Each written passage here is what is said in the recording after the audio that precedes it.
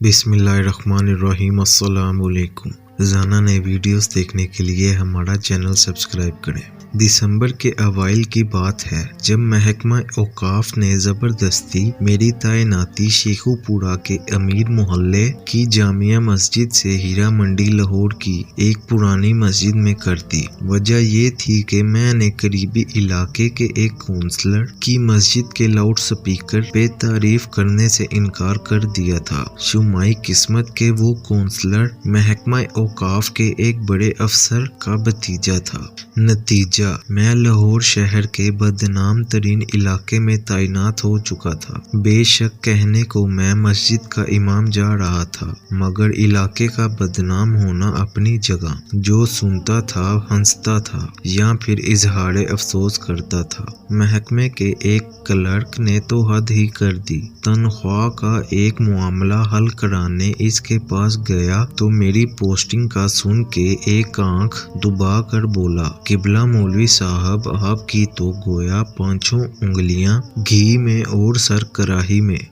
میں تو گویا زمین میں 6 فٹ نیچے گڑ گیا۔ پھر اللہ بھلا کرے میری بیوی کا جس نے مجھے تسلی دی اور سمجھایا کہ امامت ہی تو ہے کسی بھی مسجد میں صحیح، اور میرا کیا ہے، میں تو ویسے بھی گھر سے نکلنا پسند نہیں کرتی، پردے کا کوئی مسئلہ نہیں ہوگا، اور پھر ہمارے کون سے کوئی بچے ہیں کہ ان کے بگڑنے کا ڈر ہو۔ بیوی کی بات سن کر تھوڑا دل کو اطمینان ہوا اور ہم نے سامان باندھنا شروع کیا۔ بچوں کا ذکر چھڑ ہی گیا تو یہ بتاتا چلوں کہ شادی کے 22 سال گزرنے کے باوجود اللہ نے ہمیں اولاد جیسی نعمت سے محروم ہی رکھنا مناسب سمجھا تھا۔ خیر اب تو شکوہ شکایت بھی چھوڑ چکے تھے۔ دونوں میاں بیوی جب کسی کا بچہ دیکھتے دل دکھتا تھا تو میں یاد الالہی میں دل لگا لیتا اور وہ بلی کسی کونے کھڈے میں منہ دے کر کچھ آنسو بہا لیتی۔ سامان باندھ کر ہم دونوں میاں بیوی نے اللہ کا نام لیا اور لاہور جانے کے لیے ایک پرائیویٹ بس میں سوار ہو گئے۔ بادامی باغ اڈے پہ اترے اور ہیرا منڈی جانے کے لیے سواری کی تلاش شروع کی۔ ایک ٹانگے والے نے مجھے پتہ بتانے پر اوپر سے نیچے تک دیکھا اور پھر برقعے میں ملبوس عورت ساتھ دیکھ کر 40 روپے کی اوس لے جانے کی حامی بھری۔ تانگا چلا تو کوچبان نے میری ناقص معلومات میں اضافہ یہ کہہ کر کیا کہ میاں جی جہاں آپ کو جانا ہے اسے ہیرا منڈی نہیں ٹبی گلی کہتے ہیں۔ 15-20 منٹ میں ہم پہنچ گئے۔ دوپہر کا وقت تھا، شاید بازار کھلنے کا وقت نہیں تھا۔ دیکھنے میں تو عام سا محلہ تھا، وہی ٹوٹی پھوٹی گلیاں، میلے کرتوں کے غلیظ دامن سے ناک پہنچتے ننگے درنگے بچے، نالیوں میں کالا پانی اور کوڑے کے ڈھیروں پہ منڈلاتی بے حساب مکھیاں، سبزیوں پھلوں کے ٹھیلے والے اور ان سے بحث کرتی کھڑکیوں سے آدھی باہر لٹکتی عورتیں۔ فرق تھا تو صرف اتنا کہ پان سگریٹ اور پھول والوں کی دکانیں کچھ زیادہ تھیں۔ دکانیں تو بند تھیں مگر ان کے پرانے بورڈ اصل کاروبار کی خبر دے رہے تھے۔ مسجد کے سامنے تانگا کیا رکا، مانو محلے والوں کی عید ہو گئی۔ پتہ نہیں کن کن کونے خدوں سے بچے اور عورتیں نکل کر جمع ہونے لگیں۔ ملی جلی آوازوں نے آسمان سر پہ اٹھا لیا۔ ابھی نیا مولوی ہے، بیوی بھی ساتھ ہے، پچھلے والے سے تو بہتر ہی ہوگا، کیا پتہ لگتا ہے بہن، مرد کا کیا اعتبار، ہاں ہاں صحیح کہتی ہے تو، داڑھی والے مرد تو اور بھی خطرناک۔ عجیب طوفان بدتمیز تھا۔ مکالموں اور فقیروں سے یہ معلوم پڑتا تھا کہ جیسے طوائفوں کے محلے میں مولوی نہیں، شرفا کے محلے میں کوئی طوائف ورد ہوئی ہو۔ اس سے پہلے کہ میرے ضبط کا پیمانہ لبریز ہوتا، خدا خوش رکھے غلام شبیر کو، جو مولوی صاحب کرتا دوڑا آیا اور ہجوم کو وہاں سے بھگا دیا۔ پتہ چلا کہ مسجد کا خادم ہے اور عرصہ 25 سال سے اپنے فرائض منصوبی نہایت محنت اور دیانت داری سے ادا کر رہا تھا۔ भाई तबीयत खुश हो गई इससे मिलकर। दुबला पतला पक्की उम्र का मर्द, लंबी सफेद दाढ़ी, साफ सुथरा सफेद पजामा कुर्ता, कंधे पर 4 खाने वाला सुर्ख और सफेद अंगूछा, पेशानी पे मेहराब का काला निशान, सर पे सफेद टोपी और नीची निगाहें। सादा और नेक आदमी और मुंह पे शिकायत का एक लफ्ज नहीं। बूढ़ा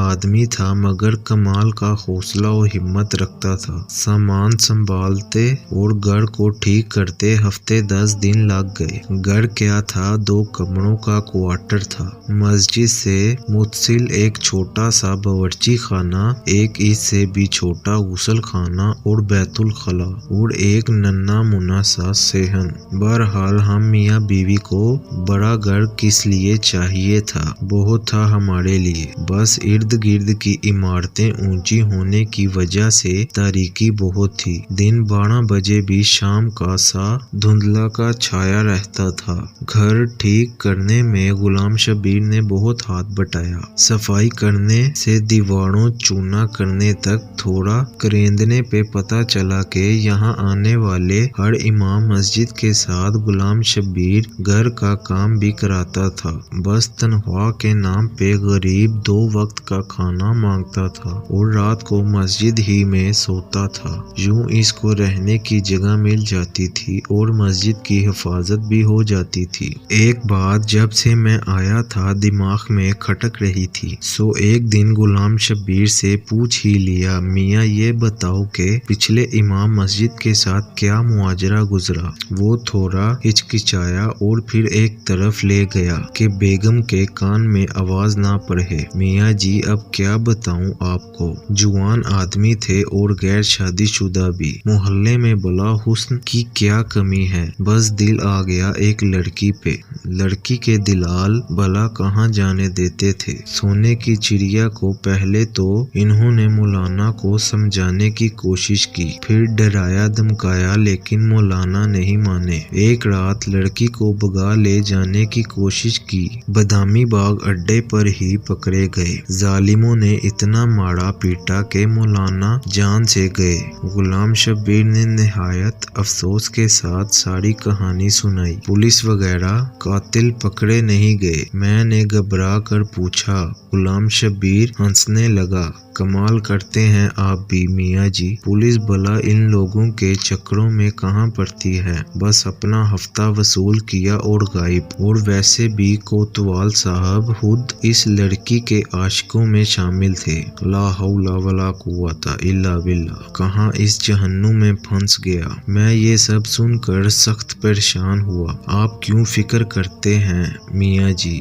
बस चुप करके नमाज पढ़ें और पढ़ाएं। दिन के वक्त कुछ बच्चे आ जाया करेंगे, इनको कुरान पढ़ा दें, बाकी बस अपने काम से काम रखेंगे तो कोई तंग नहीं करता यहाँ। हालांकि मस्जिद का इमाम अच्छा हो तो गुनाहों की इस बस्ती में लोग सिर्फ इज्जत करते हैं। गुलाम शब्बीर ने मेरी मालूमात में इजाफा करते हुए बताया तो मेरी जान में जान आई। इन्हीं शुरू के अय्याम में एक वाकया हुआ। पहले दिन ही दोपहर के खाने का वक्त हुआ तो दरवाजे पे किसी ने दस्तक दी। गुलाम शब्बीर ने जाके दरवाजा खोला और फिर एक खाने की डकी तश्तरी लेकर अंदर आ गया। मेरे सवालिया निगाहों के जवाब में कहने लगा, नूरा ने खाना भिजवाया है, पड़ोस में रहती है। मैं कुछ ना बोला और ना ही मुझे कोई शक गुजरा। सोचा होगी कोई अल्लाह की बंदी, और फिर इमाम मस्जिद के घर का चूल्हा तो वैसे भी कम ही चलता है। बहरहाल जब अगले 2 दिन भी यही मामूल रहा तो मैंने सोचा कि ये कौन है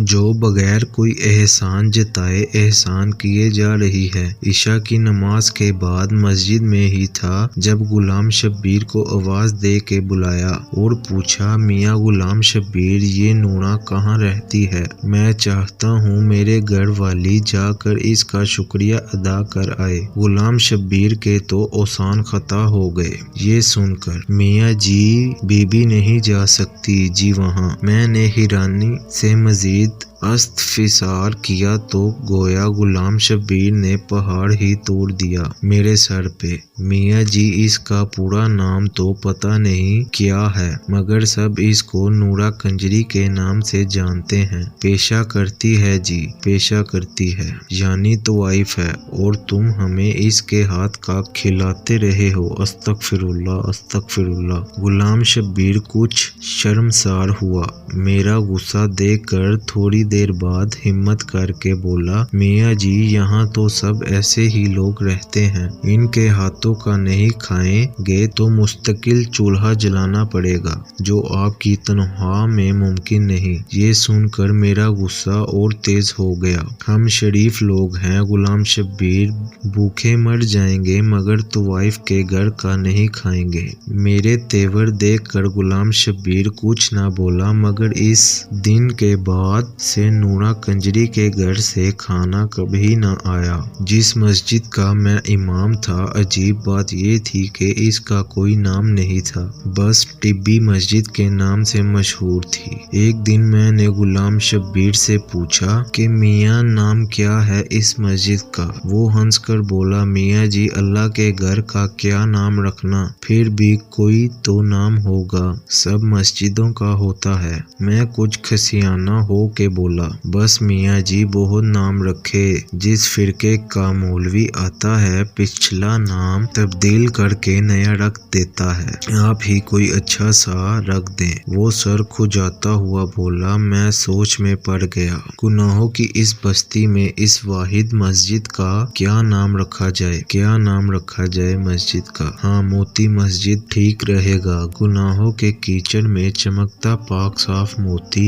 دل ہی دل میں نے مسجد کے نام کا فیصلہ کیا اور اپنی پسند کو داد دیتے اندر کی جانب بڑھ گیا، جہاں بیوی کھانا لگائے میری منتظر تھی۔ اب بات ہو جائے قرآن پڑھنے والے بچوں کی۔ تعداد میں 11 تھے اور سب کے سب لڑکے، ملی جلی عمروں کے، 5 سے 11-12 سال کی عمر کے۔ تھوڑے شرارتی ضرور تھے مگر اچھے بچے تھے، نہا دھو کے اور صاف ستھرے کپڑے پہن کے آتے تھے، 2 گھنٹے سپاڑا پڑھتے تھے اور پھر باہر گلی میں کھیلنے نکل جاتے۔ کون تھے، کس کی اولاد تھے، نہ میں نے کبھی پوچھا نہ کسی نے بتایا، لیکن پھر ایک دن غضب ہو گیا۔ قرآن پڑھنے والے بچوں میں ایک بچہ نبیل نام کا تھا۔ یوں تو اس میں کوئی خاص بات نہ تھی لیکن بس تھوڑا زیادہ شرارتی تھا، تلاوت میں دل نہیں لگاتا تھا، بس آگے پیچھے ہلتا رہتا اور کھیلنے کے انتظار میں لگا رہتا۔ میں بھی درگزر سے کام لیتا کہ چلو بچہ ہے، لیکن ایک دن ضبط کا دامن میرے ہاتھ سے چھوٹ گیا۔ اس دن صبح ہی سے میرے سر میں ایک عجیب درد تھا۔ غلام شبیر سے مالش کرائی، پیناڈول کی 2 گولیاں بھی کھائیں، مگر درد زور آور بیل کی ماند سر میں چنگارتا رہا۔ درد کے باوجود اور غلام شبیر کے بہت منع کرنے پر بھی میں نے بچوں کا ناغہ نہیں کیا۔ نبیل بھی اس دن معمول سے کچھ زیادہ ہی شرارتیں کر رہا تھا، کبھی ایک کو چھیڑ کبھی دوسرے کو۔ جب اس کی حرکتیں حد سے بڑھ گئیں تو یکایک میرے دماغ پر غصے کا بھوت سوار ہو گیا اور میں نے پاس رکھی لکڑی کی رحیل اٹھا کر نبیل کے دے ماری۔ میں نے نشانہ تو کمر کا لیا تھا مگر خدا کا کرنا ایسا ہوا کہ رحیل بچے کی پیشانی پر جا لگی۔